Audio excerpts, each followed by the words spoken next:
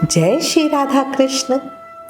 ना हार की फिक्र है ना जीत की ख्वाहिश, माता सीता को लेके मेरे दिल में बस जाओ प्रभु श्री राम, आपसे बस इतनी सी है फरमाइश। जय श्री राम। अब आज आपको इस वीडियो में श्री राम और माता सीता के प्रेम और भक्ति का एक बहुत सुंदर सत्य अनुभव बताती हूँ। ये भक्त प्रयागदास जी के जीवन का चरित्र है। हमेशा कहती हूँ, जितना भक्तों के जीवन वर्णन को सुनोगे उतना निश्चल भक्ति का मन में प्रभाव होगा, मन भक्ति पथ पर चलने को अग्रसर होगा। इसीलिए ज्यादा से ज्यादा भक्त चरित्रों को सुना कर। शुरू करने से पहले एक रिक्वेस्ट, अगर चैनल पर नए हो तो प्लीज चैनल सब्सक्राइब कर लेना, और अगर ये वीडियो पसंद आए तो लाइक करना और कमेंट में एक जयकारा जरूर लगाना। जय सीताराम। अब शुरू करती हूँ भक्त प्रयागदास जी के जीवन प्रसंग को। आपको पता है, प्रयागदास जी माता सीता के भाई थे। त्रेता युग में नहीं, अभी कलयुग में ही। प्रेम मन भाव से सुनो, बहुत सुंदर प्रसंग है। जनकपुर में एक ब्राह्मण दंपति वास करते थे। ब्राह्मण देव परम विद्वान और प्रेमी थे। वो ब्राह्मण देव बड़े बड़े लोगों के यहाँ आया जाया करते थे। बड़े बड़े विद्वान उनके साथ चलते थे। धन संपत्ति की भी कोई कमी नहीं थी, पर उनके घर बहुत समय से कोई संतान उत्पन्न नहीं हो रही थी, और इसी कारण से वो दोनों पति पत्नी कुछ दुखी से रहते थे। एक दिन उनके घर में एक संत जी पधारे। ब्राह्मण पति पत्नी ने संत की बहुत अच्छे से सेवा सत्कार वगैरह किया। अच्छे से खान पीन होने के बाद उन ब्राह्मण देव ने संत से प्रार्थना करते हुए कहा, हे संत प्रभु, विवाह होकर बहुत वर्ष बीत गए पर हमारे अभी तक कोई संतान नहीं है, आप कुछ कृपा करो। संत बोले, यदि तुम भावपूर्ण निरंतर संतों की सेवा में लगे रहोगे तो तुम्हें पुत्र प्राप्त हो जाएगा। अब संत के कहे अनुसार वो ब्राह्मण दंपति निरंतर संत सेवा में लगे रहने लगे। उन दिनों प्रयाग में कुंभ पड़ा। ब्राह्मण पति पत्नी दोनों कुंभ स्नान को गए और वहां सभी संतों की बहुत प्रेम से सेवा करी। वापस जनकपुर लौट आने पर कुछ ही समय के बाद पत्नी गर्भवती हो गई। अब इसे भाग्य का लेखा कहो या कुछ और। देखो, भगवान बड़े विचित्र लीला विहारी है। उनकी लीला कोई नहीं समझ सकता, तो कब क्या कैसे होगा कोई नहीं जान सकता। अब उन ब्राह्मण देव के घर क्या हुआ, जैसे जैसे गर्भ बढ़ता जा रहा था वैसे वैसे वो ब्राह्मण देव बीमार होते गए, और जैसे ही बालक प्रकट हुआ तो वो ब्राह्मण परलोक से धार गए। अब वो ब्राह्मणी माता अकेले ही बालक का लालन पालन करने लगी। प्रयाग में संत सेवा करने के कारण वो बालक उत्पन्न हुआ था, इसी से उसका नाम प्रयागदत्त रखा गया। प्रयागदत्त मतलब प्रयाग द्वारा प्रदत्त, दिया गया। बालक थोड़ा सा बड़ा हुआ तो एक दिन घर में आग लग गई, सब जलकर राख हो गया। ब्राह्मण के प्रभाव से घर में बड़े बड़े लोगों का, बड़े बड़े यजमान उनके थे, उनका आना जाना था। पर अब जब ये सब हो गया तो सब लोग कहने लगे कि भाई बालक के घर में आते ही पिता की मृत्यु हो गई, और कुछ ही समय बाद घर में आग भी लग गई, तो ज़रूर ये बालक ही बड़ा अनिष्टकारी है। तो ऐसा होता ना, लोगों के मन में वहम जल्दी आता है, तो इसी से सब उससे दूर रहने लगे। अब वो ब्राह्मणी बेचारी क्या करे, माता तो माता है, माता तो को माता नहीं हो सकती। ब्राह्मणी आसपास के घरों से अन्न मांग लाती और किसी तरह बालक को खिला के उसका लालन पालन करने लगी। धीरे धीरे समय अपनी गति से चल रहा था, पर आसपास के लोग प्रयागदत्त के साथ भेदभाव करते, उसके साथ अपने बच्चों को खेलने नहीं देते। और बच्चे क्यों नहीं खेलने देते थे बच्चों को, क्योंकि उनके घर वाले कहते रहते थे कि ये प्रयागदत्त बड़ा अनिष्ट बालक है, उसके साथ रहोगे तो तुम्हारे को भी जरूर कुछ ना कुछ नुकसान होगा। पर देखो, जो कलयुगी लोग हैं वो नहीं समझ सकते, पर बड़े बड़े संत महात्मा भ्रमण करते करते प्रयागदत्त के दर्शन करने के लिए उनके घर जरूर आते थे, और आसपास के लोग समझ ही नहीं पाते थे कि इस अनिष्ट प्रयागदत्त को देखने संत महात्मा क्यों आते हैं। भाई कलयुगी जीव तो ये बातें समझ नहीं सकता। उन्हें ये पता ही नहीं था कि ये बालक अनिष्टकारी नहीं पर परम संत है। अब क्या हुआ, जीवन में कभी कभी कुछ ऐसा होता है जो हमारे भविष्य को ही बदल देता है। एक दिन रक्षाबंधन का त्योहार आया। प्रयागदत्त पास ही के एक घर में देख रहे थे कि सब भाई बहन बड़े आनंद से त्योहार मना रहे हैं। बहनें अपने भाइयों का पूजन करके राखी बांध रही है, मिठाई खिला रही है, दुलार कर रही है और भाई के मंगल की कामना कर रही है। अब प्रयागदत्त ने जब देखा तो उनके मन में भी कुछ इच्छा हुई। प्रयागदत्त ने घर आकर अपनी माता से पूछा, मैया राखी बांधने के लिए क्या मेरी कोई बहन नहीं है? अब माता ने बच्चे को इस तरह दुखी देखा तो धैर्य देने के लिए कहा, बेटा तुम्हारे कोई क्यों नहीं है, तुम्हारी एक बड़ी बहन है। अब ये सुनते ही वो तो बड़े चहक गए और बोले, अरे अच्छा, मेरी दीदी का नाम बताओ, क्या है वो, कहाँ रहती हैं, मुझे कभी दिखाई क्यों नहीं दी? तो उनकी मैया बोली, बेटे तुम्हारे जीजा बहुत बड़े राजा हैं, वो बहुत दूर अयोध्या नगरी में रहते हैं और दीदी उनकी सेवा में व्यस्त रहती है। तुम्हारी दीदी का नाम जानकी है और उनका विवाह अयोध्या में चक्रवर्ती सम्राट राजाधिराज महाराज दशरथ के बेटे श्री रामचंद्र जी से हुआ है। अयोध्या उनकी राजधानी है और तुम्हारे जीजा जी श्री रामचंद्र जी वहां के राजा है। तुम्हारी बहन और जीजा सबके दिलों में रहते हैं, इसी से लोग उनकी पूजा भी करते हैं। मंदिर में उनका शिव विग्रह है। अब ये नहीं कि देखो उस ब्राह्मणी ने ये सब बातें झूठ बोली थी। आज भी मिथिला की जो माताएं हैं वो श्री जानकी जी को अपनी पुत्री की तरह ही देखती हैं और इसी भाव से उस ब्राह्मणी ने अपने पुत्र से वो सब कहा। अब ये सारी बात सुनकर प्रयागदत्त जी ने कहा, तो माता मैं उनके पास जाऊं? तो माता बोली, नहीं अभी कुछ बड़े हो जाओ तब जाना, और कुछ बात को इधर उधर करके टाल दिया। अब उस बालक के दिल में बहन और जीजा जी बस गए। वो मंदिर जाता, उन्हें देखता, उनसे बातें करता। कोई और बालक तो उसके साथ खेलता नहीं था, इसी से उसे अपनी बहन और जीजा जी ही सब कुछ लगते। वो ज्यादा से ज्यादा समय मंदिर में ही रहता और बाकी समय मन से उन्हें याद करता रहता। इस तरह कुछ और समय बीता। फिर वो समय आया जब जिंदगी में कुछ अलग ही बदलाव आना था। एक दिन प्रयागदत्त ने अपनी माता से कहा, माता अब तो मैं सयाना हो गया, अब मुझे अपने बहनोई के पास जाने दो। तो माता ने उसे समझाया पर वो बालक नहीं माना। वो कहने लगा, अपने दीदी और जीजा जी को देखे बिना मुझे खाना पीना रहना कुछ अच्छा नहीं लगता। अब माता सोचने लगी कि जानकी जी क्या अपने इस अबोध भाई की को ऐसे नकार सकती हैं? मन ही मन माता सोच रही थी, क्योंकि माता भी तो जानकी जी को बचपन से ही अपनी बेटी मानती थी। अब माता ने उत्तर दिया, ठीक है तुम जाओ, पर सोचने लगी कि भाई बेटी के घर खाली हाथ जाना तो अच्छी बात नहीं है। तो माता ने अपने बेटे से कहा कि तुम रुक जाओ जरा, मैं थोड़ी तैयारी कर दूं, तब तुम अपनी बहन के लिए कुछ लेके जाना। अब उस समय जनकपुर से कुछ लोग अयोध्या की तरफ जा भी रहे थे। तो माता ने सोचा कि प्रयागदत्त को मैं इनके साथ ही भेज देती हूँ, ये कनक बिहारिणी बिहारी मतलब श्री सीताराम जी के दर्शन करके लौट आएंगे। माता ने आसपास से मांगकर कुछ चावल इकट्ठे किए।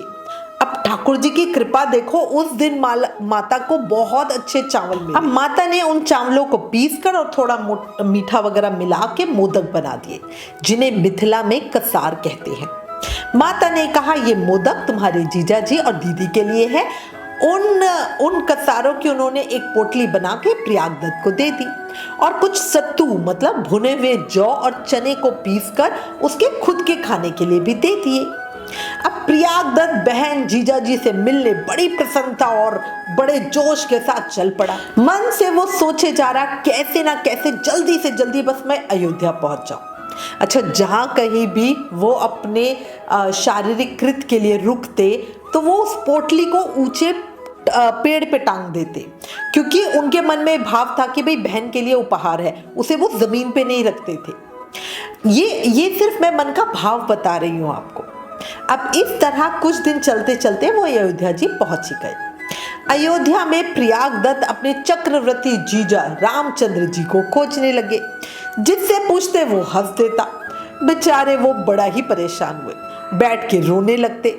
जब कोई संत लोग पास आकर कहते कि बेटा रो क्यों रहे हो, तो प्रयागदत्त कहते कि हम अपनी दीदी और जीजा जी को खोज रहे हैं, वो हमें मिल ही नहीं रहे। और संत उनसे पूछते कि क्या नाम है तुम्हारी दीदी और जीजा जी का, तो प्रयागदत्त जी बड़े गर्व से कहते, चक्रवर्ती रामचंद्र और जानकी जी नाम है। संत लोग कहते वो सामने कनक महल है, वहां चले जाओ। अंदर जाकर पुजारी जी से उन्होंने पूछा कि हमारी दीदी जानकी और जीजा रामचंद्र जी कहाँ हैं। तो पुजारी जी ने सामने इशारा कर दिया, ये रहे सामने। तो प्रयागदत्त जी ने कहा, नहीं नहीं, ये मूर्ति नहीं, सच वाले दीदी जीजा जी चाहिए हमें। तो सब लोग यही समझते कि भोला अबोध बालक है, ऐसे ही हट कर रहा है, समझ नहीं रहा। बाद में स्वयं ही प्रयास करके बहुत ढूंढा, पर उनको अपने बहनोई और अपनी बहन कहीं नहीं मिले। वो वहां से मणिकूट की ओर गए, वहां भी खोजते रहे। अब आखिर में तंग आकर वो एक जगह बैठ गए जहां सीता कुंड को जाने वाले रास्ते के दक्षिण में एक पुराना भवन था, जिसमें पहले हनुमान निवास श्री अयोध्या के भक्त पूज्य बाबा गोमती दास जी महाराज भजन करते थे। प्रयागदत्त बहुत थक गए थे, बहनोई जी को रिश्ते से खूब गाली भी देने लगे। कहने लगे, देखो इतना ढूंढा, हैरान हुआ, कहीं मिलते ही नहीं है, ना जाने कहाँ रहते हैं, अब कहाँ जाऊं, क्या करूं। बस वो इसी तरह परेशान हो रहे थे। और वो मन ही मन कह रहे थे, माता जी तो कहती हैं कि जीजा जी बहुत बड़े चक्रवर्ती सम्राट है, सभी ने जानते हैं, और यहाँ तो इनको कोई भी नहीं जानता। इतने में प्रयागदत्त जी को आवाज आई कि जोर जोर से आवाज आई। क्या आवाज आई? राजाधिराज चक्रवर्ती सम्राट पर ब्रह्म अखिल कोटि ब्रह्मांड नायक भगवान श्री रामचंद्र जी पधार रहे हैं। अब प्रयागदत्त की आवाज सुन के खड़े हो गए, देखने लगे। तभी उन्होंने देखा एक सफेद हाथी पर सोने की अंबारी में विराजे हुए उनकी बहन सहित बहनोई साहब आ रहे हैं। हाथी उनके पास आकर बैठ गया। रामचंद्र जी उतरकर उनके पास खड़े हो गए। प्रयागदत्त जी तो उन्हें देखते ही रह गए।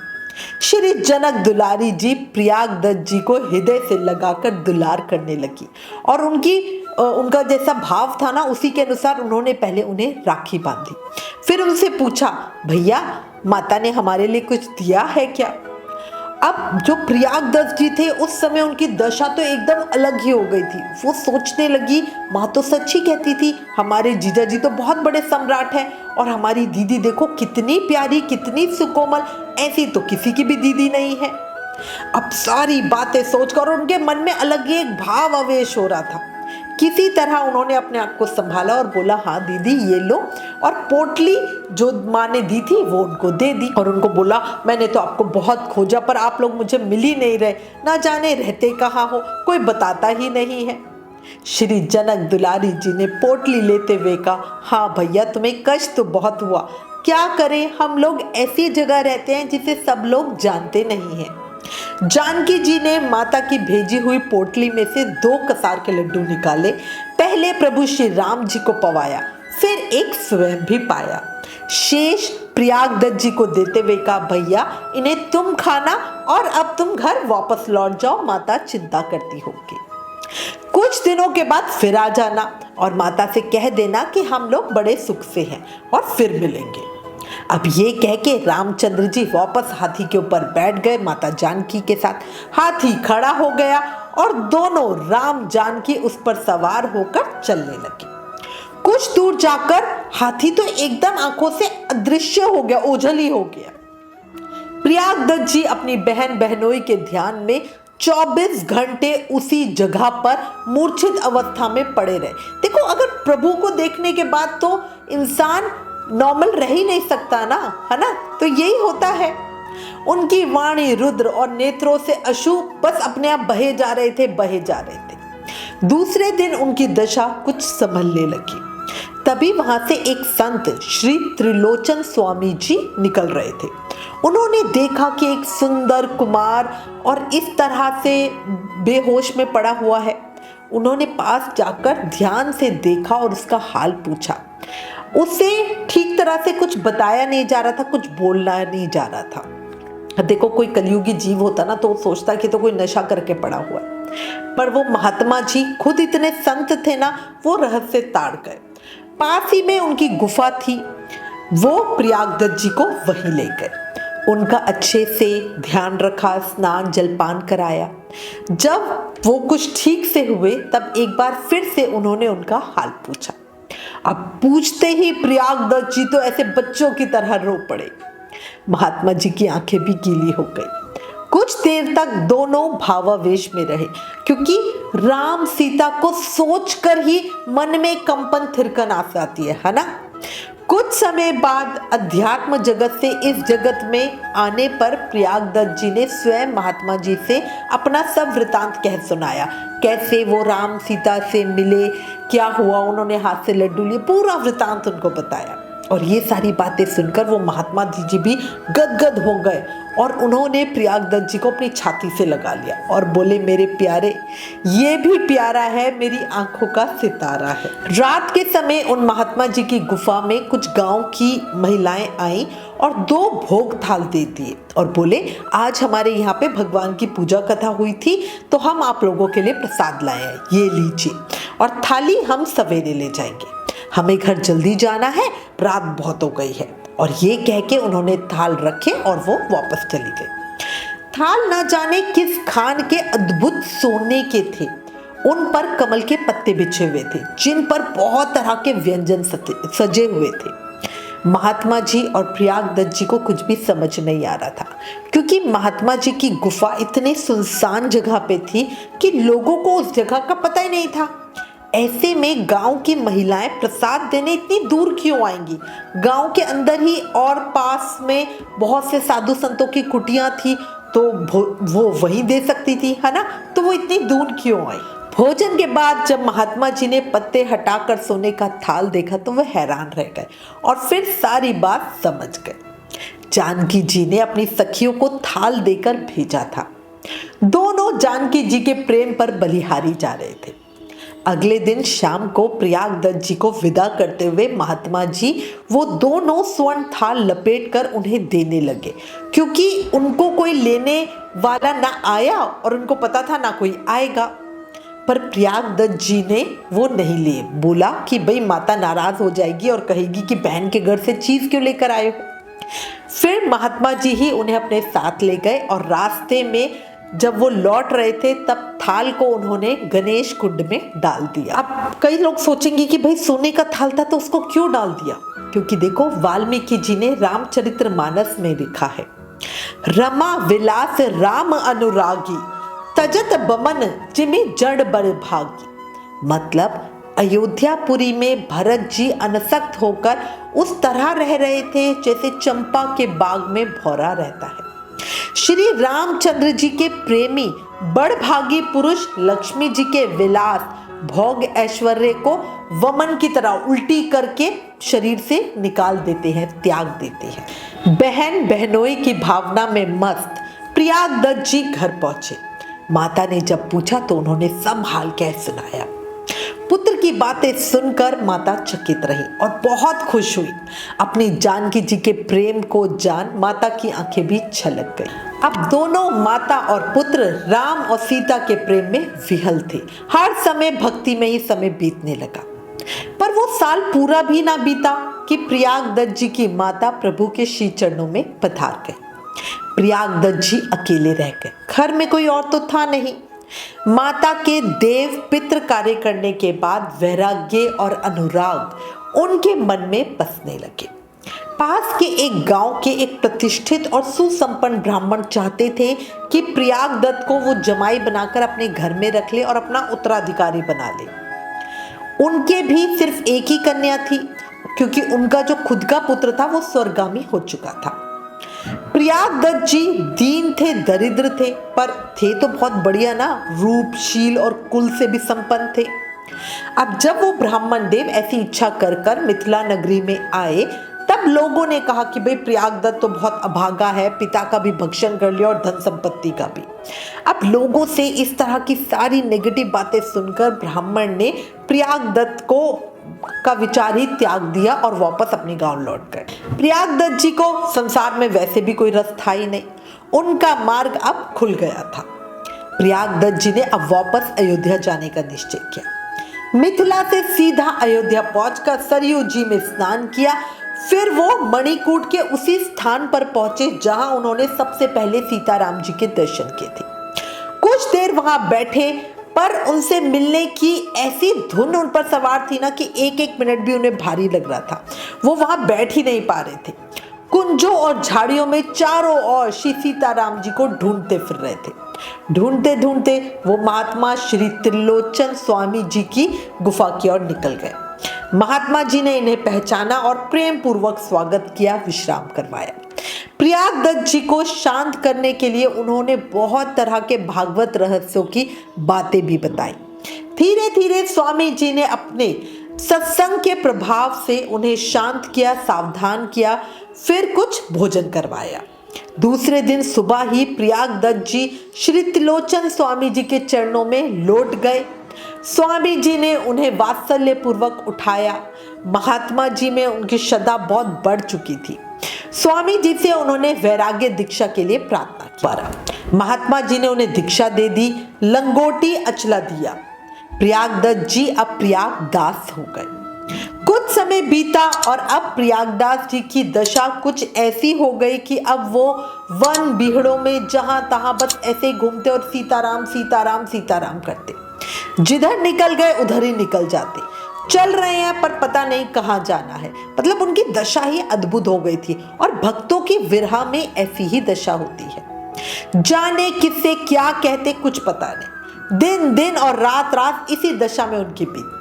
न खाने की सुध, न पीने की चिंता, न सोने की परवाह। अच्छा, प्रयागदास जी को कभी कभी गांव के जो लड़के थे वो छेड़ा भी करते थे, क्योंकि वो तो जानकी जी को अपनी बहन कहते और इसी से सब उन्हें मामा मामा बुलाने लगे। प्रयागदास जी अब सीताराम जी के ध्यान में इतना मग्न रहते थे कि उनको कहीं भी सीताराम जी की लीलाएं दिखाई देने लग जाती।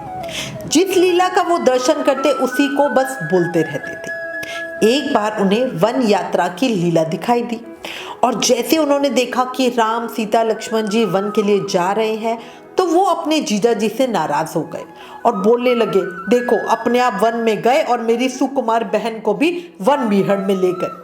अब वो क्या, उनके मन में जाने क्या ही विचार आया, वो लोगों से पैसे लेने लगे। पहले तो क्या होता था, कोई पैसे देता था तो वो साफ मना कर देते थे, पर अब तो वो मांग मांग के लेने लगे और इकट्ठे करने लगे। कुछ समय बाद जब थोड़े पैसे उनके पास इकट्ठे हो गए तब उन्होंने उनसे 3 जोड़े जूते बनवाए। जितने बढ़िया वो बनवा सकते थे उतने बढ़िया बनवाए। 3 सुंदर सुकोमल तोशक और इतने ही पलंग भी बनवाए। 3 पलंग ऐसे एक से छोटा एक बनवाया कि एक के पेट में एक अटक सके। एक के ऊपर एक करके तीनों पलंग रख लिए। ऊपर वाले पलंग पर तीनों तोशक बिछाए और तीनों जोड़े जूते रख लिए। उन्हें सर पर रखकर वो चल पड़े। चलते चलते मामा जी पहुंच गए चित्रकूट। जहां जहां मार्ग में कुशा या कुछ कांटे उनको दिखते वहां वहां वो अपने जीजा राम जी को कोसने लग जाते थे, उन्हें बोलने लग जाते। अच्छा, एक जगह जाकर उन्होंने तीनों पलंग सजा दिए, फूल भी तोड़ तोड़ कर बिछा दिए। तीनों पलंगों के तले तीनों जोड़े जूते भी रख दिए। कुछ देर इधर उधर देखते रहे, फिर झाड़ियों में घुस घुस कर खोजने लगे। कहीं उनको जरा सी भी आहट मिलती, कोई खड़खड़ाहट होती तो उधर ही वो उत्सुकता से देखने लगते। आंखों में आंसू लिए वो राम जी की बाट देख रहे थे। जब इधर उधर कहीं कुछ नहीं दिखता तब मंदाकिनी की ओर चलने लगते और कहने लगते, देखो छिप गए, ना जाने कहाँ चले गए। और ये सोच रहे होंगे कि प्रयागदास आ गया, अच्छा छिपो, कितनी देर छिपे रहोगे। मतलब मन में ही अपने आप वो बातें कर रहे हैं और राम जी से बातें कर रहे हैं। प्रयागदास जी को लगा कि शायद उन्हें देखकर राम जी सकुचा रहे हैं और झाड़ियों में छिप जाते हैं। थोड़ी देर में प्रयागदास जी ने पलंगों के पास जाकर देखा तो आश्चर्य, तीनों पलंगों पर वन भेष में त्रिमूर्ति श्री रामचंद्र जी, लक्ष्मण जी और श्री जानकी जी विराजे हुए हैं। उनके तो आनंद का समुद्र ही उमड़ पड़ा। वो बोले, आप लोग कब आए? मैं तो आपको कब से ढूंढ रहा हूँ। अब उन्होंने दौड़कर सबके चरणों में जूते पहनाए और वो राम जी से बोले, अरे प्रभु, इस जंगल में तुम क्यों चले आए? और जो तुम्हें आना था तो मेरी सुकुमार बहन को क्यों ले आए? इस वन बिहड़ में तुम लोग कैसे रहोगे? तो जानकी जी ने कहा, भैया मैं स्वयं ही आई हूँ, ये तो मुझे ला भी नहीं रहे थे। प्रयागदास जी ने बोला, अच्छा तो हम भी तुम्हारे साथ ही रहेंगे, जहां जहां तुम चलोगे हम पलंग लेके चलेंगे। अब क्या है, सारे उनकी बातों को सुन के मुस्कुरा रहे हैं। और जानकी जी बोल रही हैं, भैया हमारी वन यात्रा का एक नियम है, हम तीनों ही साथ रहते हैं, चौथे किसी को साथ नहीं रखते, हम पलंग पर भी नहीं बैठते, ये तो तुम्हारे प्रेम के लिए हम एक बार इस पे बैठ गए, अब तुम इन्हें ले जाओ और अपनी सेवा में रखो, इस पलंग पर आप ही सोया करो, इससे हमें इतना सुख मिलेगा। अब जानकी जी बोली, भैया तुम बिल्कुल चिंता ना करो, मैं बड़े सुख में हूँ और वन में रह रही हूँ, सब वनवासी हमारी सेवा करते हैं, हमें कोई कष्ट नहीं होता, मुझे तो ये वन बड़ा ही प्यारा लगता है, और फिर हम बहुत से लोगों से भी मिलते हैं। अब उनकी बातें सुनकर प्रयागदास जी को गुस्सा भी आ रहा है, तीनों के तीनों एक ही बात कह रहे हैं, हमें भी कुछ सेवा का मौका दो भाई।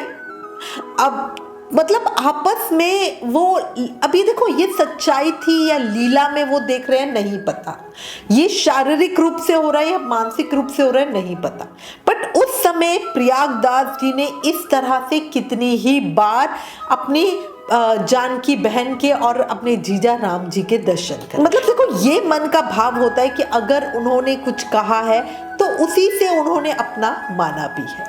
और मतलब हर बार जब भी वो वन में जा रहे हैं, जहाँ पे भी कांटे हो, उनको देखकर उनको गुस्सा आता है, मेरे जीजा के पैर में ना लग जाए, मेरी बहन इतनी कोमल है उसके पैर में ना लग जाए, अरे यहाँ पे कोई जंगली जानवर ना आ जाए, बस उनके मन में इसी, और भक्त का भाव होता भी यही है, उसे अपनी चिंता नहीं होती, उसे अपने भगवान की चिंता होती है ना। अब उस लीला के अंदर राम जी ने और जानकी जी ने प्रयागदास जी को समझा बुझा के वापस भेज दिया। अब प्रयागदास जी अयोध्या जी में चित्रकूट से वापस आकर एक नीम के पेड़ के नीचे उन्होंने अपना आसन जमाया, और जैसा प्रभु श्री राम ने उनसे कहा था ठीक उन्होंने वैसा ही किया, खाट बिछाई, उस पर तोशक, उस पर राजा महाराजा की तरह ठाठ से सो गए। अब क्या होता है, लोग उनको ऐसे देखते तो कभी कोई महात्मा उनसे मजाक करता और कहता, प्रयागदास जी आपने तो विरक्त वेश लिया है, आप कभी कोई भजन भी करते हो या नहीं? तो वो बस एक पद गाकर सुनाते, नीम के नीचे खाट बिछी है, खाट के नीचे करवा, प्रयागदास अलमस्त सोवे, राम लला को सरसरवा। इस तरह की उनकी मस्तानी अटपटी वाणियां होती थी, पर मन से और हर सांस के साथ और हर समय हर पल अपने सिया राम को ही वो याद करते, उन्हीं का नाम जाप करते। बोलो सियावर रामचंद्र की जय, भक्त और भगवान की जय। बड़े बड़े ऋषि मुनि भी महान तपस्या करके जिन्हें नहीं प्राप्त कर पाते, वो भगवान भाव और प्रेम में बंध कर अपने आप ही साधारण जीव पर कृपा दृष्टि बरसाते हैं, और ये सही ही है। प्रयागदास जी का मन साफ और भाव उत्तम था, भक्ति पक्की थी, तभी तो श्री राम और माता जानकी के कितनी ही बार उन्हें दर्शन हुए, कितनी बार वो लीला स्मरण करते हुए उन्हीं के पास पहुंच जाते थे।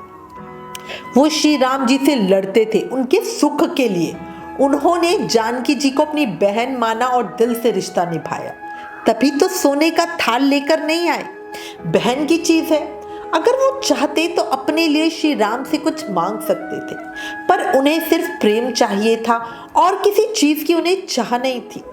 वन में भी जब कोई कांटा उन्हें चुभता था तो उन्हें ये नहीं लगता था कि मेरे को लग गई है, खून निकल रहा है, उनको ये लगता था कि अरे ये कांटा कहीं मेरी बहन को ना चुभ जाए, मेरे जीजा को ना चुभ जाए, है ना।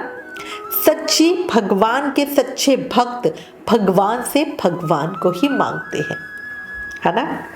श्री कृष्ण के श्री चरणों में बस एक ही प्रार्थना है, ऐसा ही प्रेम हमारा भी श्री जी के श्री चरणों में हमेशा बना रहे। ना धन वैभव ना ऊंचा नाम चाहिए, 2 वक्त की रोटी हो बस इतना काम चाहिए, होगी चाहत जमाने को धन दौलत की, मुझे तो सिर्फ मेरे सिया राम चाहिए।